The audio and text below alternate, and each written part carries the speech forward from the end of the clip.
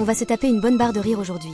Même si la VF a bercé notre enfance et restera toujours culte pour leur voix bien connue des fans du Club Dorothée, il faut avouer qu'il y a eu pas mal de traductions foireuses et erreurs de doublage qui ne donnent aucun sens à l'histoire. Aujourd'hui, on va analyser les plus gros fails de la série dans Dragon Ball Z en version française, et croyez-moi, certains sont à mourir de rire. On commence avec Goku dans l'épisode 32, quand il se bat contre Vegeta Ozaru lorsqu'il découvre pour la première fois la transformation. Dans la version française, il y a une grosse erreur de traduction dans ses propos. Écoutez de vous-même. C'est lui qui a tué mon grand-père, je le sais. Il n'y a plus aucun doute, c'est aussi lui qui a détruit le stade lors du tournoi mondial des arts martiaux. Très bien, nous avons de vieux comptes à régler tous les deux. Dans la version originale, Goku comprend que c'est lui en forme Ozaru qui a détruit le stade du Tenkaichi Budokai et qui a aussi tué son grand-père quand il était plus jeune. Alors que dans la version française, il comprend que c'est Vegeta qui est à l'origine de tout ça, ce qui n'a aucun sens vu qu'il n'est jamais venu sur Terre auparavant. La prochaine perle est dans l'épisode 134. Vegeta a tellement les nerfs de s'être fait ghoster par les cyborgs qu'il a oublié le vrai nom Saiyan de Goku. Tu veux qu'on attende que Cachalot aille mieux? Cachalot. Je sais pas ce qu'avaient les traducteurs, mais ils devaient bien aimer les animaux marins. Même Trunk est choqué de ce que dit son père. Cachalot, qui c'est? Tu veux parler de Son Goku, je présume? La prochaine est un talent que nous avait caché Tortue Géniale. Dans l'épisode 150, après que Tenshinhan soit parti rejoindre Piccolo qui affronte Cell et les cyborgs, le vieux maître s'assoit impuissant et nous apprend un truc dont personne n'était au courant. Si j'avais eu ça en âge, moi aussi j'y serais allé. Elle est loin à l'époque où j'étais super guerrier. Ah oui, visiblement, Tortue Géniale était un super guerrier. Traduction, un super Saiyan, puisqu'en VF le super guerrier est le super Saiyan. C'est sûr que ça devait être tellement loin qu'on s'en souvient pas pour le coup. Direction l'épisode 152. Ces 16 affrontent Cell et veulent l'empêcher d'absorber ses 17 et ses 18 afin d'atteindre sa forme parfaite. Après l'avoir mis KO, il lui envoie son L-Flash qui parle de lui-même en version originale. Bon, c'est bien beau en VO, mais on veut la VF nous, juger la qualité sonore de l'attaque dans notre langue. Tu t'en souviendras! Oui, je peux t'assurer qu'il va pas l'oublier et qu'il va s'en souvenir de celle-là. La prochaine est une pépite.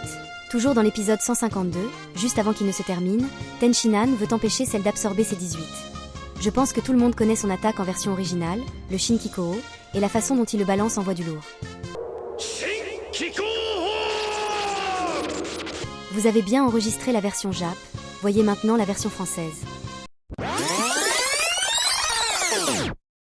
Attends de goûter à ma super technique de boule de feu! La fameuse super technique de boule de feu, j'avoue que celle-là, je la connaissais pas, sûrement un move secret de Tenshinhan.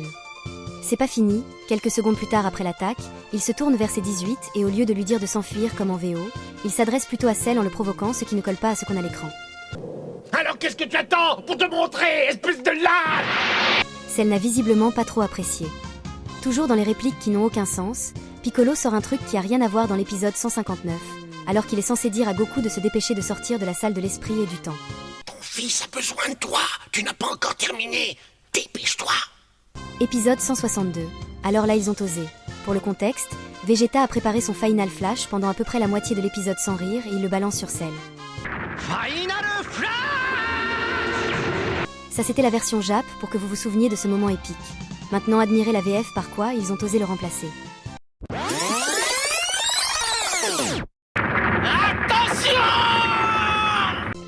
J'ai pas les mots, mais niveau immersion, on vient de bien chuter quand on connaît la version originale. La suivante est pas mal également. Épisode 162, Trunk vient d'atteindre le stade 3 du Super Saiyan après que son père ait été mis KO par cette forme parfaite. Écoutez la masterclass que le narrateur va balancer sur sa transformation. À toi, Trunk, d'affronter cette horrible créature grâce à ton ultra super pouvoir. L'ultra super pouvoir de Trunk, je pense qu'on avait capté qu'il avait atteint un nouveau stade mais pas à ce point-là. Bon là on va atteindre je pense le point culminant du doublage foireux et pas crédible, croisé à du grand n'importe quoi de traduction dans l'épisode 179 quand Goku affronte Cell. Je vous balance plusieurs extraits, vous allez comprendre. Oh Son Goku, mais pourquoi est-ce que tu montes si haut? Qu'est-ce que tu vas faire? J'ai l'impression que le doubleur était en train de bouffer pendant qu'il faisait la voix de Krillin, mais ça, c'est que dalle par rapport au carnage qui arrive. Cette lumière, il va utiliser la technique de pulvérisation par la lumière. Lumière! Apparemment, le Kamehameha a été remplacé par la technique de pulvérisation par la lumière. Je sais pas ce qu'ils avaient fumé au moment de l'enregistrement, mais ça devait être de la bonne. Le pire, c'est qu'il s'arrête pas et continue en sortant n'importe quoi en mode improvisé.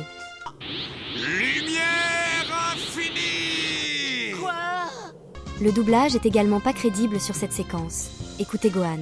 Non, c'est pas vrai, tout va sauter. On va arrêter le massacre sur la surprise de Cell quand Goku se téléporte.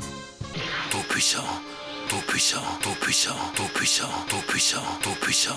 Bon, j'avoue que j'avais bien ri quand j'ai revu la série, et je me suis demandé s'ils s'étaient pas dit qu'ils allaient faire une parodie durant cet épisode tellement c'était n'importe quoi.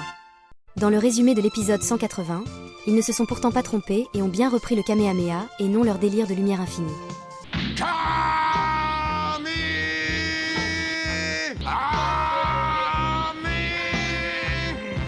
On va s'arrêter là pour aujourd'hui. Je vous laisse avec Goku qui prononce le mot qui tue, comme le dit si bien le narrateur. Finalement, Sangoku a prononcé les mots qui tuent.